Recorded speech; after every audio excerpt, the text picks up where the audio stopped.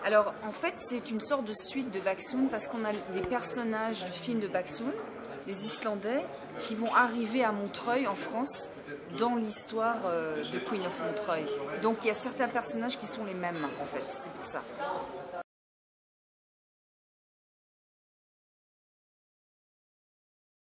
Pas vraiment avec le thème, mais disons, dans Baksoon, il y avait une oie, a goose, et dans Queen of Montreuil, il y a un phoque. Donc il y a un animal dans chaque film et qui vont beaucoup participer à l'intrigue dans l'histoire, parce qu'en fait, Agathe, le personnage principal qui est joué par Florence Laure-Écaille, est en deuil, son mari est mort. Et elle revient d'Asie, parce que son mari est mort en Asie, avec l'urne funéraire. Et elle n'arrive pas à faire le deuil. Et en Islande, il y a une vieille légende qui dit que les phoques, en fait, sont des réincarnations des êtres humains. Et que c'est pour ça qu'ils ont des yeux très intelligents et qui sont curieux, et que donc il ne faut pas tuer les phoques, parce qu'en tuant un phoque, on peut tuer un ancien être humain.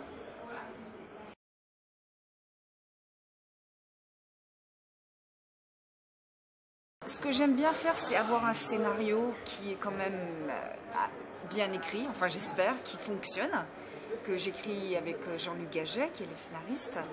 Et après, ce que je fais, c'est que je veux tourner au moins ça. Et une fois que ça s'est tourné, tourner plus et inventer des choses.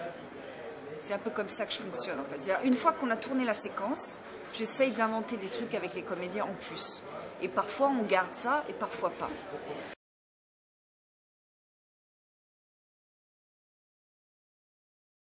En fait, moi, je suis née en Islande. Ma mère est islandaise, j'ai la nationalité islandaise. Et mon père est américain.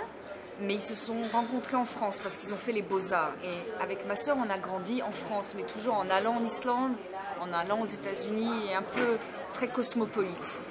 Et donc, c'est mes deux cultures, c'est deux de mes cultures. Et je trouve ça toujours aussi intéressant d'amener dans une histoire des gens de l'extérieur qui regardent et qui trouvent ça bizarre. Ils ont du recul et ils se disent, mais qu'est-ce qu'ils font là ?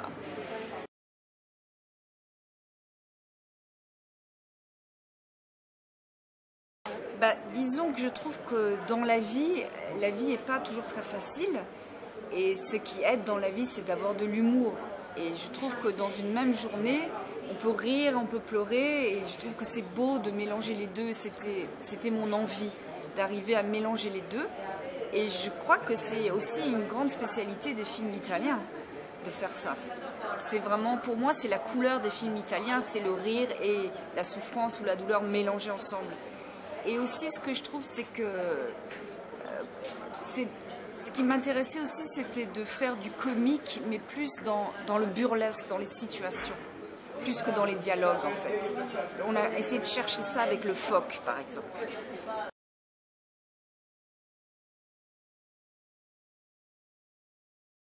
Oui, c'est le troisième film. C'est-à-dire que Deta, je l'ai rencontré alors que je préparais un film qui s'appelle Stormy Weather, qui avait été sélectionné à Cannes. Et je cherchais une comédienne islandaise pour jouer un personnage d'une femme qui refuse de parler. Et j'ai casté toutes les comédiennes islandaises larges entre 25 et 40 ans. Et il y en avait plein qui étaient bien, mais je trouvais qu'on sentait qu'elles jouaient. Elle jouait, elle faisait la comédie, quoi. Et un jour, j'étais dans un bar et j'ai vu entrer Deta de loin, je la connaissais pas.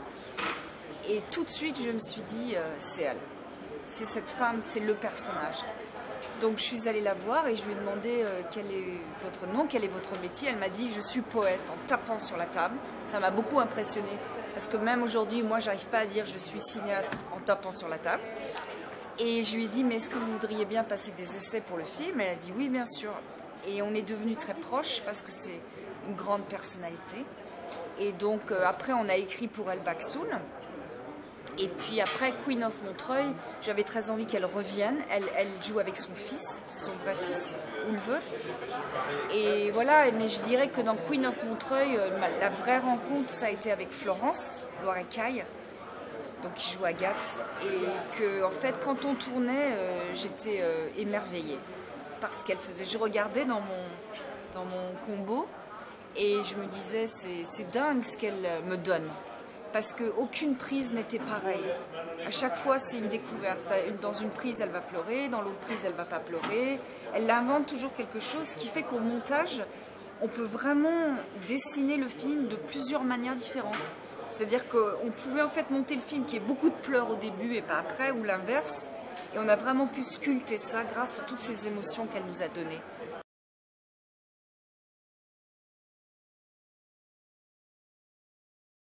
Alors en fait, c'est ce que Agathe s'imagine, c'est des visions. Mais ce qui est intéressant, c'est que en fait, on a eu très peu d'argent pour faire le film. Et au départ, ces scènes devaient être filmées. C'est-à-dire Agathe sur un bateau, Agathe dans la forêt, etc. Et comme on n'avait pas d'argent, ou très peu, on a fait le film avec 500 000 €, ce qui est rien, il fallait inventer autre chose. Et donc on s'est dit, mais pourquoi pas faire des animations en fait. Voilà.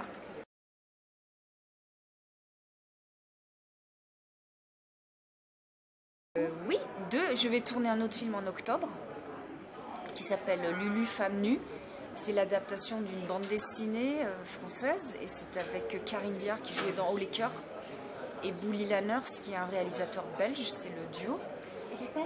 Le thème, c'est l'histoire d'une mère de famille qui s'est perdue dans sa vie. Elle a été que femme au foyer, elle a élevé ses enfants.